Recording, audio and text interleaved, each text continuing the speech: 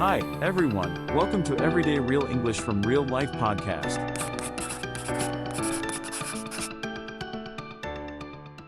Welcome to the Deep Dive. Today we're getting into a topic we all, hope we never actually need, but knowing this stuff could literally be life-changing. We're talking about how to communicate effectively in English during an emergency, specifically calling 911 and describing critical symptoms. And hey, if this deep dive helps you out, please do share it and subscribe. It really helps us keep these conversations going. Our goal today is pretty simple. Give you the clear communication skills you need for those really high-stakes moments. We want to help turn that potential anxiety into, calm preparedness. So maybe take a deep breath with us. We'll go step by step.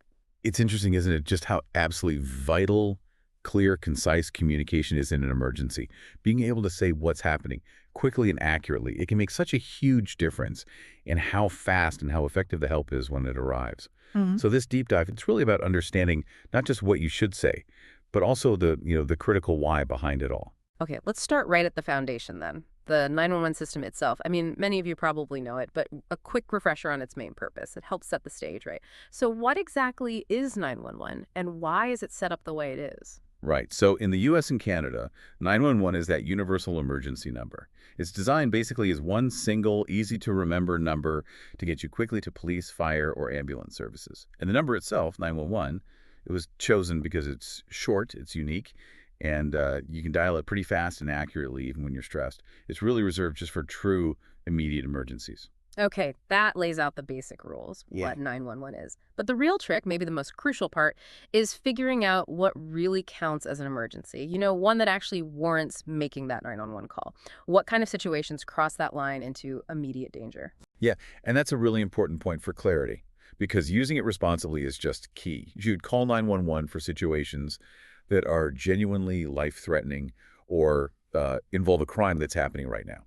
A good way to think about it is someone's life, their health, or their safety at risk currently? Or is a serious crime actively happening? Okay, so what falls under that? Well, it includes things like life-threatening medical emergencies. And this is kind of broad, right? It covers severe chest pains, seizures, significant bleeding, someone collapsing. Losing consciousness, not Exactly, those two.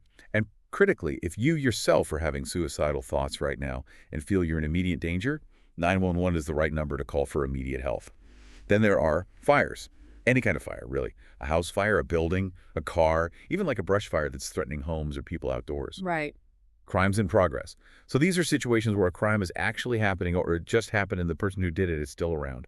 Things like witnessing a shooting, a robbery, a burglary, seeing someone prowling around a house suspiciously. Physical fights escalating. Yeah, or a witnessed attack, a kidnapping, things happening now, and also life-threatening traffic accidents with injuries. So if people are hurt or trapped, or the accident itself is dangerous, like a car on fire or blocking a major road. Okay, that's pretty clear on what counts as life-threatening. But just as important, maybe, is knowing what isn't a 911 call, even if it feels, urgent to you in that moment.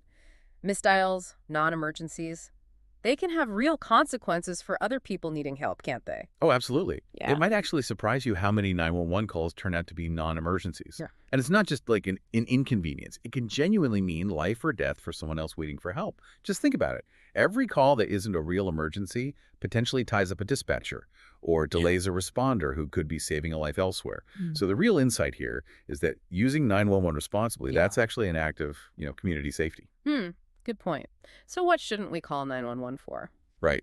You definitely should not call 911 for things that aren't immediate emergencies. These include stuff like noise complaints, finding lost property. Identity theft, vandalism. Yeah, unless those things are happening right now and you feel unsafe. Right. Or, say, a car prowl that happened earlier. Or fireworks complaints if there's no fire danger. And definitely not for personal stuff. Definitely not. Things like being stuck in traffic and late for work, your food delivery being late, a store not having your size. Or even like a family argument over a phone. Exactly. Those things can be frustrating, sure, but they aren't emergencies needing police, fire, or medical help right away. And there are other numbers for non-emergency help. For general community services like help with utilities, food, housing, childcare, you can often call 211. Okay. For traffic info, try 511. And for mental health crises that aren't immediate threats, or for suicide prevention support, you can call or text 988. Knowing these different numbers really helps keep 911 clear for those critical situations. It means faster help for everyone when it truly matters. All right, so you've decided it is a genuine emergency. You make the call. What happens then? What's the typical way the information flows? What does the dispatcher need from you? Okay, so you dial 911. You usually hear that classic opening, 911, what's your emergency? The person answering is called a dispatcher, or sometimes a call taker. Their job is to stay calm, get the info, and send the right help. And they're trained for this. They know you're probably stressed, maybe even panicked. They'll guide you calmly through it, even if you're finding it hard to talk. That's good to know. It's a lot to remember when you're under pressure. So beyond just saying, I have an emergency, what specific questions will they ask? What are they trying to find out? They'll ask a series of very specific questions. They need to assess things fast and get the right help moving. It's usually in a specific order, too. First, almost always, is location. This is often the absolute most critical piece. Help can't get there if they don't know where there is. Even if my cell phone has GPS. Yeah, even then, they'll always want to verify it verbally. So be ready to give your precise address. If you don't know the exact street number, try to give a general location or a clear landmark. Things like, I'm on Broad Street, right by the university entrance. We're like, we're in the parking lot of the big grocery store. Exactly. Or we're on Highway 85 near Exit 12 going north. What if you're inside a big building? Good point. Specify. I'm inside the mall, near the food court, second floor. Things like that. If you're really stuck, maybe try using your phone's map app to get coordinates or look for cross streets or unique buildings nearby. Anything helps. Okay, location first. Then what? Then they'll ask, what's going on? Or what happened. They need to know if it's police, fire, or medical you need and how serious it seems. Just be concise and factual. Right. They'll likely ask about the time frame. Like, is this happening right now or did it happen earlier? That helps them prioritize. Okay. They'll also often ask about weapons, drugs, or alcohol being involved. Why is that? It's purely for safety. Safety for the responders arriving and for everyone already there. It prepares them for potential dangers. Makes sense. And finally, if it's relevant, they'll ask for descriptions, like vehicles involved or people. What kind of details for description? For a car, think color, make, model, maybe license plate if you saw it. For a person, gender, rough age, hair color, what they're wearing, any standout features, and which way they went if they left. That's a lot to take in quickly. Now, what about something really common? What if you dial 911 by accident, like pocket dial or a kid playing? Is it best to just hang up fast? No, absolutely do not hang up E. That's super important. Really? Even if you think the call didn't connect, it probably did. And 911 operators are trained to treat all hang-ups as potential emergencies. They have to call back or even send someone to check. Because, a hang-up could mean someone is in trouble but couldn't talk. So the best thing, the only thing really, is to stay on the line. Calmly tell them, sorry, it was an accident. Everyone's fine here. They'll appreciate it. And it saves them wasting vital time and resources. Got it. Stay on the line. Explain it was a mistake. Okay, let's flip it now. How should you, the caller, actually start the conversation? How do you ask for specific help effectively? Yeah, the key is really to stay as calm as you can manage and be direct. It's not like required, but starting with your name can sometimes help. Just, hi, my name is Alex and I need help right away. It can just make it feel a bit more connected. Then just state the emergency. Clearly, concisely. Are there some specific phrases that are good for asking for help, like cutting right to it? Definitely. Being clear and direct saves time. Hmm. Useful phrases, maybe you can repeat these mentally, include, I need an ambulance. Pause. Okay. Can you send the fire department? Right. Pause. I need the police. Pause. Someone is hurt. Pause. Yeah. Simple. Direct. There's a fire. Pause. There's been a car accident. Pause. Someone collapsed and isn't breathing. Pause. These phrases get the core message across instantly. The operator knows immediately what kind of help to start sending. Okay, let's dig into a specific scenario. You mentioned a hit and run. It sounds quite serious and, unfortunately, maybe more common than we think, especially near busy places like campuses. Yeah, exactly. A hit and run is when a driver hits another car or maybe a pedestrian or even just property, and then they just leave the scene illegally. They don't stop. They don't exchange info. They don't check if anyone's hurt. They basically just run away from the accident. It's a crime. And you mentioned the phrase blow through a red light. How's that different from just running a red light? That's a good distinction. Running a red light might mean someone tried to speed up to beat a yellow light and just missed it. Maybe they even slowed down a bit. But when someone blows through a red light, it implies they went through at speed, maybe without even trying to stop. It suggests they weren't paying attention, or maybe they were impaired, or just driving really recklessly. It feels much more aggressive or oblivious. I see. More forceful. Right. And yeah, these things can happen more often around busy intersections like near university campuses, so it's a realistic scenario someone might witness. To make this even clearer, maybe we can listen to that simulated 911 call again, the one showing a witness reporting this. Good idea. Let's listen to how that conversation might flow. Simulated call plays as provided in the original script. Okay, hearing that simulation, it really does put you in the moment, doesn't it? It does. It really highlights how much info the dispatcher needs, but also how they guide the caller. If someone's in that situation, feeling that pressure, what's like the single most important piece of advice? How do they cut through the panic? That's a great question. And dispatchers are trained for callers in panic. My single biggest piece of advice would be just answer their questions directly. Even if it feels like they're repeating themselves or asking something obvious, they have a process, script usually, for a reason. It's designed to get the critical info fast and reliably.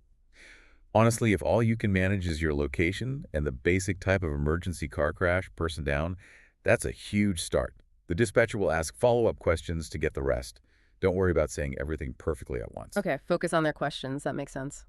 We talked about location being key. How do you give it precisely if you're maybe disoriented or in a place you don't know well? That still feels like it could be really tough. It can be, for sure. Giving that location clearly saves precious time, though. So beyond just the street address, think about using phrases that add context or landmarks. Look around you. Be as specific as you can, like, I'm at 123 Main Street, but I'm on the 3rd floor. Okay, adding detail. Or, it's near the big clock tower downtown. Use a well-known landmark. The emergency is happening inside the library, near the main entrance. Be specific within a place. Right. We're in the parking lot of the Shop Mart grocery store, way over by the pharmacy entrance. Or on a highway. We're on Highway 85 North, just past exit 12. I see the big gas station sign. Even if you don't know the street name, describing what's around, a park name, a specific store, a highway mile marker, that can be incredibly helpful for them. Okay, that makes sense. Use what you see. Now, describing medical emergencies, that really does feel like it could be the most stressful part, especially if you have zero medical training.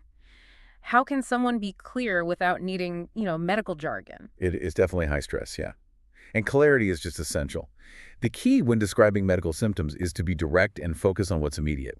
You don't need to be a doctor. Just describe what you actually see, what you hear, or what the person says they're feeling. Focus on observable facts. Okay, so observable facts, like, Well, start with their general condition. Is the person unconscious? Or not waking up? Are they feeling severe pain in their chest?